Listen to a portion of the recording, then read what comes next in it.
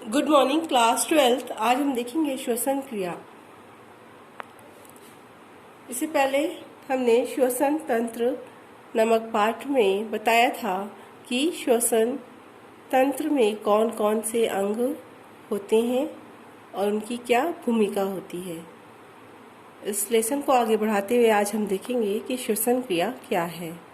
श्वसन क्रिया दो भागों में पूर्ण होती है, उच्छ्वसन और प्रश्वास, यानी वायु का शरीर में प्रवेश करना और फिर अशुद्ध वायु का शरीर से बाहर निकलना।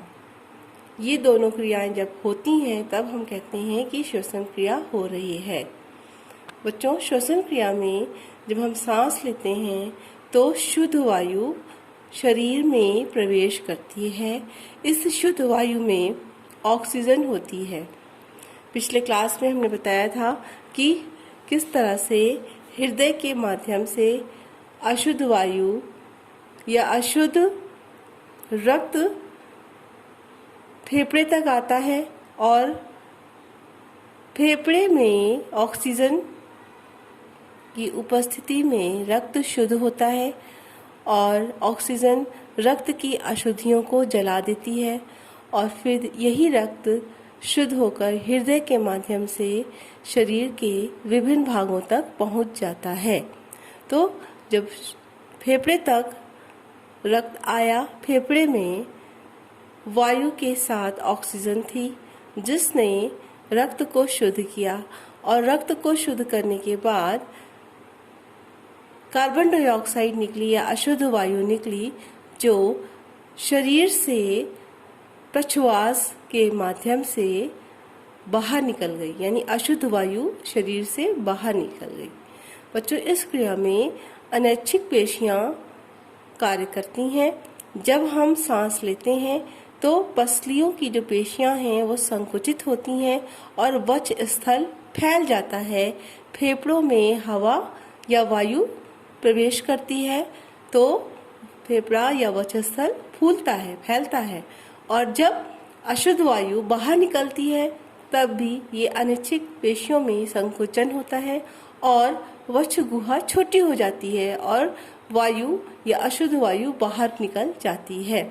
बच्चों, इस क्रिया में फेफड़े में लगभग 1500 से 3500 सीसी वायु प्रवेश करती है।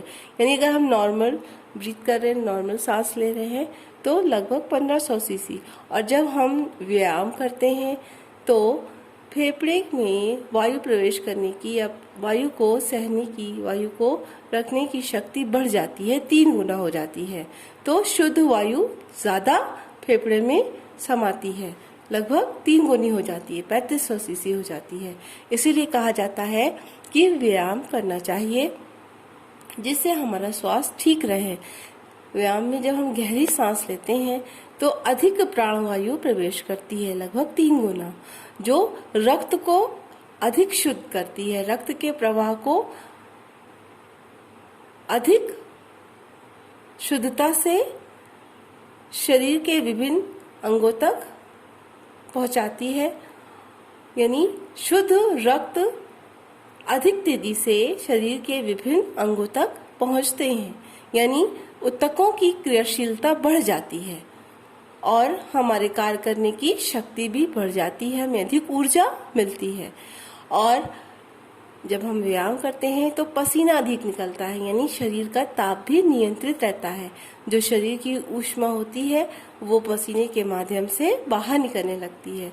तो इस तरह से हम देखते हैं कि व्यायाम के माध्यम से हमारे विभिन्न अंग भी क्रियाशील रहते हैं और जिससे हमारे कार्य करने की शक्ति बढ़ती है और हमें ऊर्जा अधिक मिलती है। एक स्वस्थ व्यक्ति लगभग 16 से 18 बार प्रति मिनट सांस लेता है, जबकि बच्चे या वयस्क इससे ज़्यादा सांस लेते हैं। उनकी सांस लेने की जो है कैपेसिटी ज़्यादा होती है।